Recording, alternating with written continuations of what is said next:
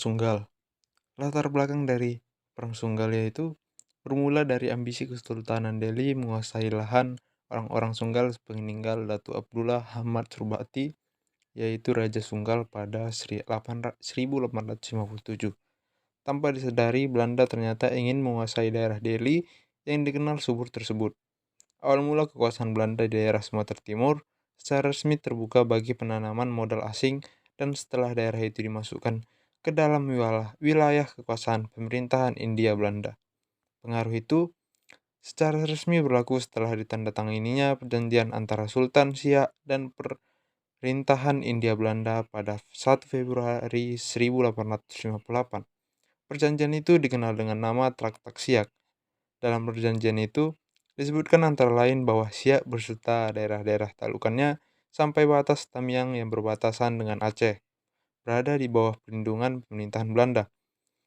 Perjanjian Kesultanan Delhi dengan pihak Belanda di satu sisi mempertegas kekuasaan Belanda terhadap wilayah Delhi. Akan tetapi di sisi lain Kesultanan Delhi juga memanfaatkan perjanjian tersebut untuk mendapatkan memperluas lahan kekuasaan milik mereka.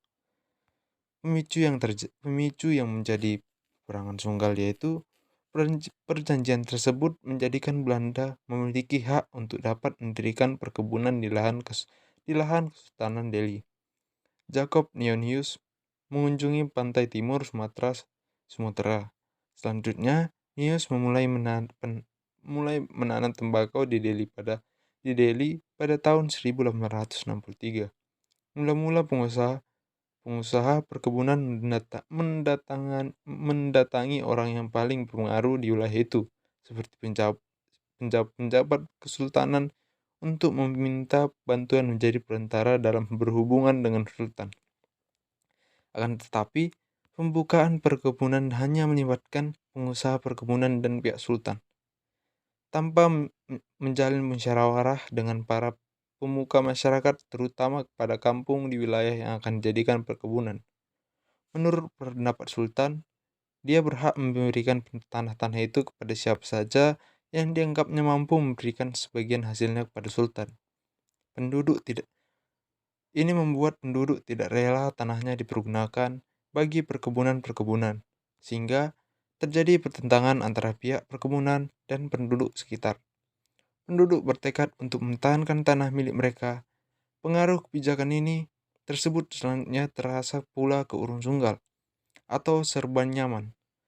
Hal itu membuat Datuk Sunggal merasa dirugikan, dan tersebut mengakibatkan reaksi yang sangat keras dari rakyat Sunggal. Sehingga pada tahun 1872 terjadilah awal Perang Sunggal yang dipimpin oleh Datuk Zaman Surbati.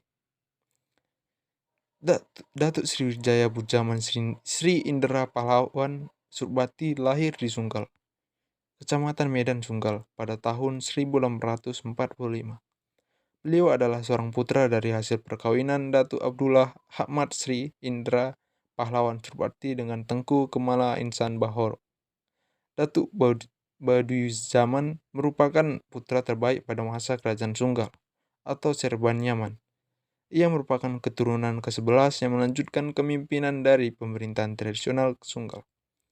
Usia beliau saat pertama kali naik tahta menjadi pemimpin Kerajaan Sunggal adalah 12 tahun. Namun, usia tersebut bukan menjadi masalah baginya, karena dia mampu menghimpun rakyatnya agar bersatu demi kemajuan wilayah mereka. Kemampuan lain yang dimiliki olehnya yaitu keberhasilan dalam menyatukan hati dan jiwa masyarakat Karo, Melayu, Aceh, dan juga Gayo. Proses terjadinya peperangan Sunggal itu sejak tahun 1871, beliau bersama rakyatnya sering mengadakan pertemuan-pertemuan yang membahas posisi mereka di Kesultanan Delhi. Selain itu, membahas juga tanah mereka yang dimonopoli oleh Belanda dan Sultan Delhi. Kian hari, perilaku Belanda membuat Datuk Zaman Surbati tidak dapat menahan amarahnya. Karena rakyatnya yang teraniaya dan menderita akibat kesewenangan Belanda mengambil lahan pertanian rakyat untuk menjadikan perkebunan tembakau. Perlawanan pun dilanjutkan dengan jalan angkat senjata melawan Belanda. Strategi yang dipilih oleh Datuk Zaman adalah dengan jalan gerilya, militan, dan menghindari kota langsung. Perlawanan gerilya dilakukan sambil membakar bangsal-bangsal tembakau di atas tanah rakyat yang dikuasai oleh Belanda. Selain itu, dalam perang ini, beliau berhasil memecah belah konsentrasi taktik penyerangan yang dilakukan Belanda. Meskipun para pejuang hanya memiliki senjata yang sederhana, seperti pedang, tombak, dan senapan locok, hal tersebut tidak menyurutkan semangat para rakyat untuk mempertahankan wilayah mereka. Alhasil, kemenangan demi kemenangan berhasil mereka peroleh. Perjuangan rakyat Sunggal ini memancing pejuang dari Karo yang bernama Kiras Bangun untuk ikut mengusir Belanda dari tanah Sumatera Timur. Kiras Bangun dijuluki sebagai Garamata atau bermata merah karena kemampuannya sebagai jiru damai perselisihan antar kampung.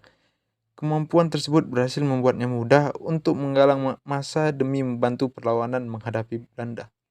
Hal tersebut mengakibatkan pemerintahan kolonial Hindia Belanda meminta bantuan tambahan pasukan militer dari Jawa. Tercatat sebanyak 3 kali korps militer Belanda datang dari Jawa ke Sumatera Timur demi memenangkan perang tersebut. Akan tetapi, hasil yang diterima malah sebaliknya. Korps militer semakin kewalahan menghadapi perang gerilya yang dilakukan masyarakat Sunggal.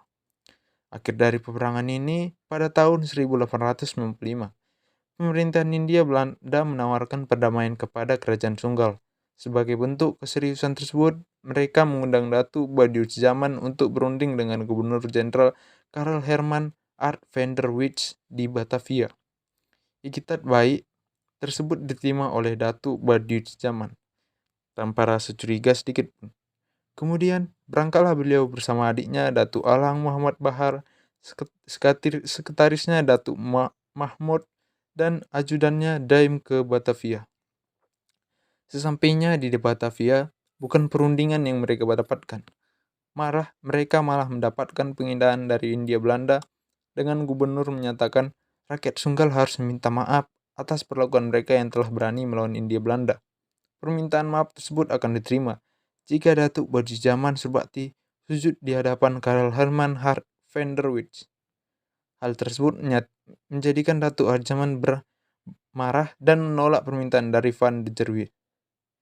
Penolakan tersebut mengakibatkan Datuk Badius Zaman dijatuhi hukuman.